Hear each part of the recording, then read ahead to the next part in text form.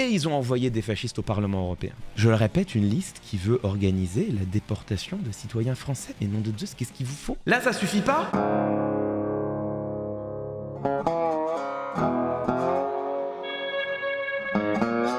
On va faire un petit tuto. Comment reconnaître le fascisme quand il toque à la porte?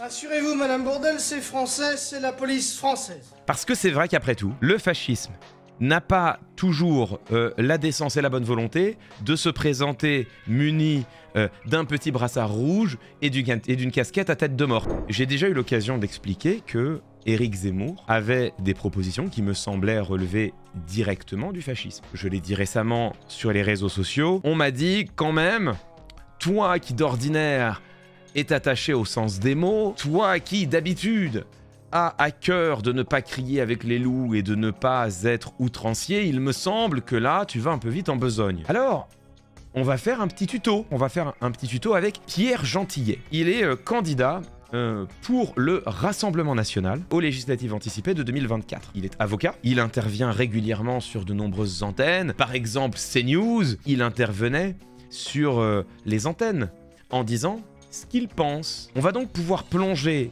dans la pensée profonde, les valeurs profondes d'un candidat Rassemblement National aux législatives qui viennent. Ah, vous n'allez pas être déçus du voyage. On est sur TV Liberté. C'est vraiment l'une des antennes de la fachosphère, de ce que l'on appelle la fachosphère très officielle. 8 avril 2022.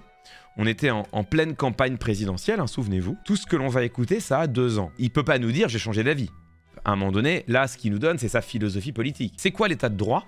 Eh ben, on va voir, il va nous donner sa définition, qui est d'ailleurs assez similaire à la mienne, à une petite nuance près, vous allez voir. L'état de droit, c'est le fruit d'une école juridique, essentiellement une école juridique du XIXe siècle, et qui part du postulat que le droit doit être au-dessus de la volonté politique. Ce qui signifie que le politique est enferré à travers le droit. Donc, certains textes constitutionnels, certaines libertés fondamentales garanties par le droit empêchent le politique d'avoir une grande marge de manœuvre. Pierre Gentillet va nous expliquer que il veut aller contre l'état de droit et il dit l'état de droit, alors c'est comme ça qu'il le définit, c'est un état dans lequel le pouvoir politique est soumis au droit. Il y a du droit qui encadre l'action politique et qui définit ce que le pouvoir politique a le droit de faire et de ne pas faire. Ça veut donc dire que le peuple n'est pas réellement souverain puisqu'il est soumis au droit. C'est en partie vrai. Encore faut-il préciser 2 choses. La première, c'est que le droit auquel l'action politique est soumise, c'est le droit constitutionnel. La première chose que veut dire l'état de droit, c'est en effet que les textes votés par le Parlement doivent respecter la Constitution. Le peuple représenté au Parlement ne peut pas voter n'importe quoi.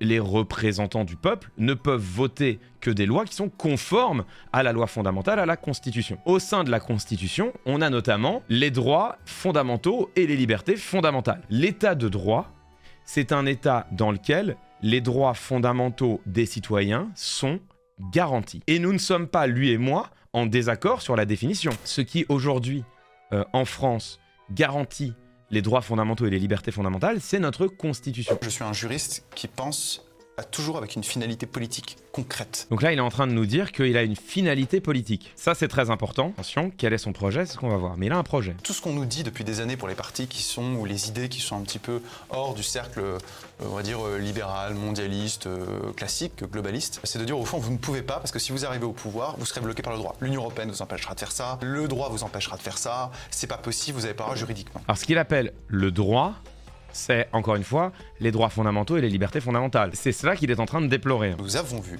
que sous le Covid, le politique, quand il décide de définir une situation d'urgence, au nom de cette situation d'urgence, on peut mettre le droit en dessous. Si demain, nous voulons nous affranchir, par exemple, de certains traités, de certaines normes qui nous empoisonnent, eh bien, à la condition de mettre au pas, c'est vrai, le Conseil constitutionnel, nous pourrons tout faire. Le politique revient maintenant au sommet de la hiérarchie des normes. Mais c'est ça la bonne chose. Il est tout à fait poli, ce jeune homme. Il est bien élevé, il a une cravate. Il a une cravate. Cet homme te dit, sans scier, sans trembler, que si le politique déclare, décrète, décide qu'une situation est urgente, il peut tout faire, il est légitime à tout décider, y compris ne pas respecter ses engagements internationaux, y compris même ne pas respecter les droits fondamentaux inscrits dans la Constitution. À condition, c'est vrai, glisse-t-il, de mettre au pas le Conseil constitutionnel. Ce dont il vient de parler, c'est le fascisme. Il y a une réflexion à mener, effectivement, sur le Conseil constitutionnel. Je vous dis, c'est un pouvoir politique. Pour moi, tout pouvoir politique doit venir du peuple ou est légitimé par le peuple. Donc, soit on le supprime, purement et simplement. Et on a vécu avant sans Conseil constitutionnel. Donc, à ceux qui disent qu'il n'y aurait plus de droit, plus de démocratie, je tiens à dire que le Conseil constitutionnel n'est puissant que depuis 71 et il a été créé en 58. Si les cours constitutionnels s'imposent partout dans le monde, en tout cas dans les démocraties occidentales, au lendemain de la Seconde Guerre mondiale, c'est en grande partie parce qu'on s'est rendu compte que la pente vers le fascisme, vers les régimes oppresseurs des libertés était raide, qu'elle allait vite et qu'on avait besoin de garde-fous qui garantissent que la majorité ne puisse pas opprimer les droits des minorités. Donc quand il dit « on a très bien vécu pendant longtemps sans conseil », oui, par contre ça a mené au fascisme dans certains pays. Mais oui, par contre il a raison. Il y a une autre solution qui est de revoir sa composition, de faire en sorte que ces juges ne soient plus nommés par des politiques, mais soient par exemple nommés par les plus hauts magistrats de la Cour de cassation et du Conseil d'État. Il est en train de faire un pas en arrière quand il dit non mais attendez, on peut simplement revoir la composition du Conseil constitutionnel pour se donner l'apparence d'être quelqu'un de plus raisonnable. La composition du Conseil constitutionnel n'est pas un totem intouchable. Nous avons en France un Conseil constitutionnel qui, c'est vrai, est directement nommé par le politique, dont les juges n'ont absolument besoin d'aucun prérequis juridique. Il y a aujourd'hui au sein du Conseil constitutionnel plusieurs membres qui ont été nommés par Emmanuel Macron qui n'ont pas le début du commencement d'une formation juridique et dont on peut se demander comment ils prennent leurs décisions, comment ils votent. Est-ce qu'ils votent en regardant les questions qui se posent juridiquement ou est-ce qu'ils votent par pure fidélité à l'homme qui les a nommés, c'est-à-dire Emmanuel Macron et le macronisme? Ça fait partie des questions qui se posent. Moi-même, je pense que les nominations au Conseil constitutionnel pourraient être faites de manière à assurer davantage l'indépendance de cette institution. Pierre Gentillet, ça, c'est son refuge.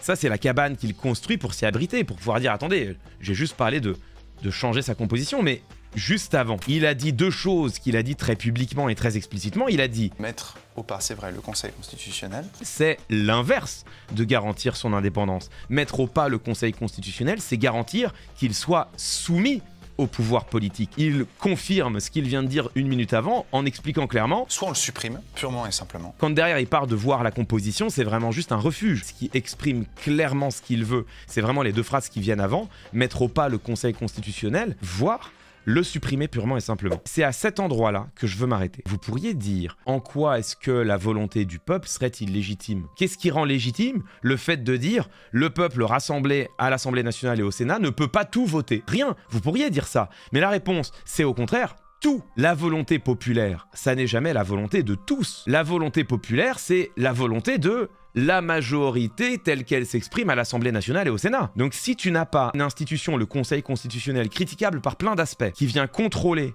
que ce que vote l'Assemblée nationale, c'est bien conforme à la Constitution, alors ça veut dire que la majorité rassemblée à l'Assemblée nationale peut choisir d'opprimer les droits des minorités. Ça, c'est une pente fasciste. À partir de là, la pente, elle est très claire. Oppression des droits des minorités, stigmatisation des immigrés, restriction progressive de la liberté d'expression, restriction progressive de tous les mécanismes qui garantissent le pluralisme politique. Si tu as la majorité au Parlement, tu arrives très facilement, mais ça peut aller très vite, à un monde où, en réalité, le pluralisme n'est pas garanti. Le fait de défendre toutes les idées politiques sur la sphère publique n'est plus garanti. Ce monde-là, c'est un monde poutinien, ça ressemble d'assez près à ce qui se passe en Russie, ça ressemble d'assez près à ce que Viktor Orban est en train de faire en Hongrie.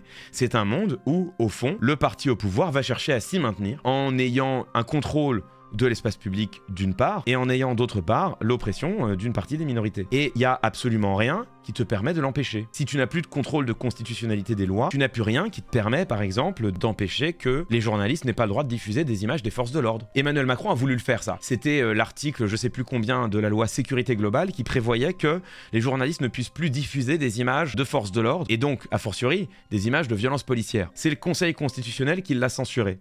Je Je vous avais dit, ça n'est pas la seule dinguerie, ça n'est pas la pire dinguerie que vient de dire ce monsieur Pierre Gentillet. Alors j'aimerais qu'on écoute la dernière partie de son interview. Je trouve que ce qui est intéressant en fait dans la notion du grand remplacement, c'est qu'en fait nous avons enfin pris conscience d'une des autres absurdités du droit. C'est-à-dire qu'en fait ce qu'on appelle peuple français aujourd'hui, on dit c'est être français, c'est un contrat social. Et un contrat, c'est une notion juridique. C'est-à-dire qu'en fait si vous êtes français, c'est uniquement un acte d'adhésion. Parce que le grand remplacement, et je m'interdis d'utiliser le mot théorie parce que ce n'est pas une théorie, c'est un fait observé.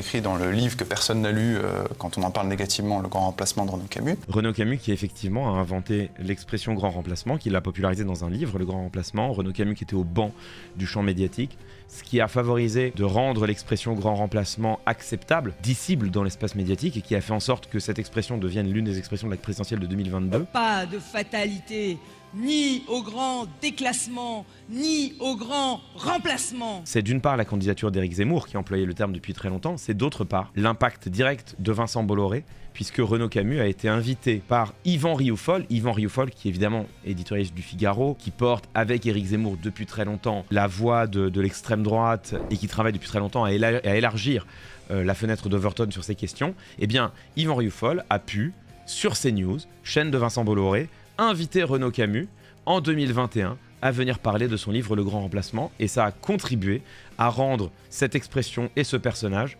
acceptables, audibles, dissibles. Ça les a fait rentrer dans la fenêtre d'Overton, dans la fenêtre de ce qui est dissible. Le grand remplacement nous a montré qu'il y a maintenant une distorsion évidente entre ce que le droit désigne et ce que la réalité désigne. Le droit désigne comme peuple français tous les citoyens français. Or, justement, non. Maintenant, nous pouvons faire la distinction entre ceux qui font partie de la société et qui, vous, moi et plein d'autres personnes qui ne se sentent pas français, qui parlent une autre langue, qui vivent d'une autre manière, nous sommes tous soumis aux mêmes lois. Donc, quelque part, oui, nous sommes tous français. Oui, oui, nous sommes tous français juridiquement. Et c'est ça qui est intéressant avec cette notion. C'est que le peuple français, ce n'est pas qu'une notion juridique, c'est bien plus que cela. C'est une notion historique, empirique, organique.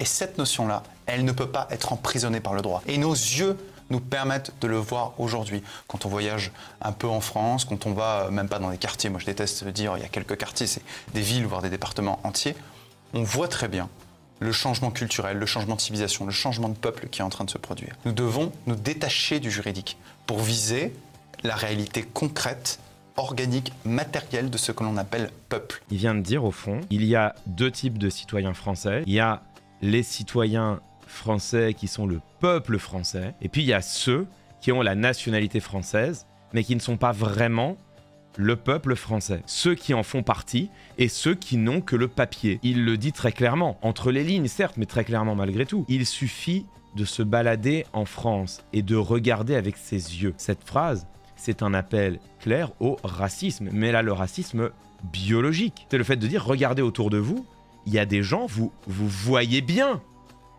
qu'ils ne sont pas français. Derrière, il te le dit clairement. C'est pour ça que quand j'entends les Lysenko de la démographie comme Marie Lebras qui disent il y a toujours autant de Français, autant d'étrangers, mais en fait il a raison ce monsieur. Parce qu'en fait il met tout à fait de côté la question du droit du sol, les naturalisations, il parle en termes juridiques et nous lui répondons en termes juridiques. Or maintenant, nous devons nous détacher du juridique pour viser la réalité concrète, organique, matérielle de ce que l'on appelle peuple. Par le jeu du droit du sol, par le jeu des naturalisations, ce qu'il est en train de te dire, c'est que si tu es français de deuxième génération, si tes parents ou tes grands-parents même peut-être étaient immigrés, alors tu n'es pas un vrai français. Il le dit clairement. Il est en train d'appeler à une distinction entre citoyens, les vrais et les faux français, distinction qui permettra de faire des lois appropriées pour traiter différemment ces différents français. Ce monsieur se fait l'avocat, défend, souhaite, appelle de son vœu l'avènement de lois raciales en France. Ces lois raciales,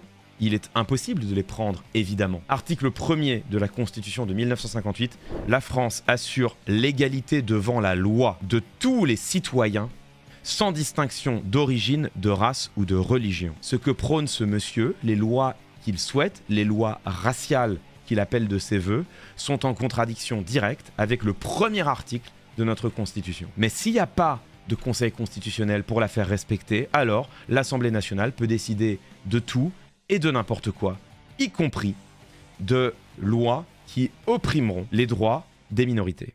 J'aimerais conclure de deux manières. La première, ouvrez toujours vos oreilles quand quelqu'un vous parle du Conseil constitutionnel. Je sais que ça n'a pas l'air sexy. Le mot le plus long de la langue française, vous le savez tous, c'est le mot anticonstitutionnellement. Le mot, il est tellement long que forcément, ce dont tu parles derrière, c'est ultra chiant, tu vois. Ça, on l'a tous et tout appris. Eh bien, je vous en conjure, ne fermez pas vos oreilles quand les gens vous parlent du Conseil constitutionnel. On peut lui adresser toutes les critiques, encore une fois. Ouvrez toujours vos oreilles quand quelqu'un dit il faudra le mettre au pas, ou alors le supprimer, ou alors quand quelqu'un dit, comme Laurent Wauquiez, il faut que l'Assemblée nationale puisse, par un nouveau vote, primer sur la censure du Conseil constitutionnel. Ça, c'est ce que Laurent Wauquiez, des Républicains, président de la région Auvergne-Rhône-Alpes, l'une des plus grandes régions de France, c'est ce que Laurent Wauquiez appelait de ses voeux. Alors ça a l'air moins radical que demander la suppression du Conseil, mais ça revient au même. Dès lors qu'on attaque le Conseil constitutionnel, c'est l'état de droit que l'on attaque.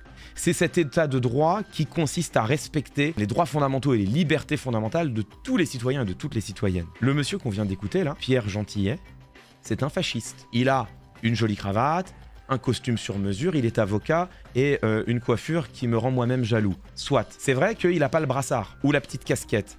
Mais ce monsieur est un fasciste. Il souhaite qu'il n'y ait plus de contrôle de constitutionnalité en France, ce qui ouvre la pente à toutes les lois les plus oppressives pour les libertés fondamentales, qui ouvre la pente à toute la restriction du pluralisme politique, à toutes les combines oppressives des citoyens qui permettent de garantir aux partis au pouvoir de s'y maintenir. Et ça permet par ailleurs d'opprimer des minorités. La preuve, il souhaite explicitement des lois raciales.